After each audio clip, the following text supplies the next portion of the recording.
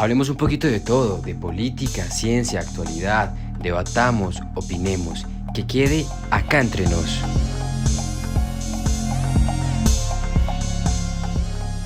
Bienvenidos una vez más a un capítulo de Acá Entre Nos. Mi nombre es Juan José Villegas y hoy hablaremos de un tema muy importante. Hablaremos de derechos humanos. Para comenzar, recordemos que estos son aquellos derechos inherentes a todos los seres humanos, sin importar su raza, sexo, orientación sexual, religión, lengua, cultura o cualquier otra condición. Los que más acostumbramos a escuchar y a conocer son, por ejemplo, el derecho a la vida, a la libertad, a la educación, al trabajo, a la libertad de expresión, a no ser esclavizados ni torturados, entre otros. Derechos que es probable muchos consideremos y demos por cumplidos, afortunadamente, porque claro, hablar desde la comodidad siempre ha sido fácil.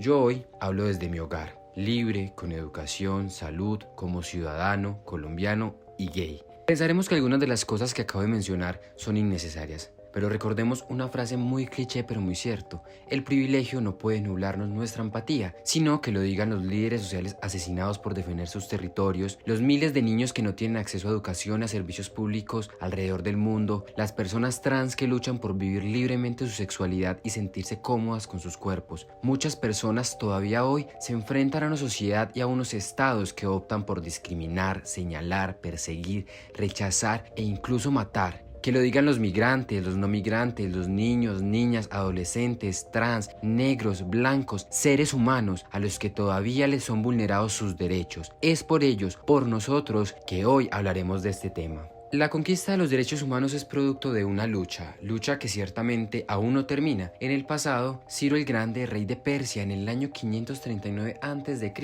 liberó a sus esclavos, permitió que cada quien eligiera su religión y estableció la igualdad racial. Esto quedaría registrado en lo que se conoce como el Cilindro de Ciro y es considerado hoy en día como el primer documento de los derechos humanos en el mundo. Años después, en Inglaterra, en 1215, obligan a firmar a Juan I la Carta Magna, donde éste acepta que nadie puede invalidar los derechos de las personas. Más adelante los pueblos se rebelarían, lograrían sus independencias, como por ejemplo Estados Unidos y Francia, y harían declaraciones para que sus propios derechos no fueran pisoteados, y posteriormente el tema de los derechos humanos estaría en boga alrededor del mundo. Sin embargo, décadas después, el mundo se enfrentaba a un panorama completamente desolador y deshumanizante. El mundo había enfrentado 2 guerras mundiales, con millones de víctimas. La dignidad humana había sido pisoteada. La lucha por el poder, el control de poblaciones y de los territorios, el afán por controlar la economía, el afán por fundir al mundo en un solo sistema, en que estuviera en manos de solo unos cuantos poderosos, había sobrepasado cualquier condición digna y humana de vivir. Es por esto que en 1945 nacen las Naciones Unidas para reafirmar la fe en los derechos humanos y propiciar la paz entre las naciones. No obstante, es hasta el 10 de diciembre de 1948 en París cuando se logra un hito histórico en la elaboración del documento de la Declaración Universal de los Derechos Humanos, donde los representantes de todas las regiones del mundo en la Asamblea General de las Naciones Unidas establecen como un ideal común para todos los pueblos y naciones la protección de los derechos humanos. De ahí en adelante surgían convenciones, pactos y protocolos para hacer promoción y prevención en asuntos relacionados con los derechos humanos. Hasta el día de hoy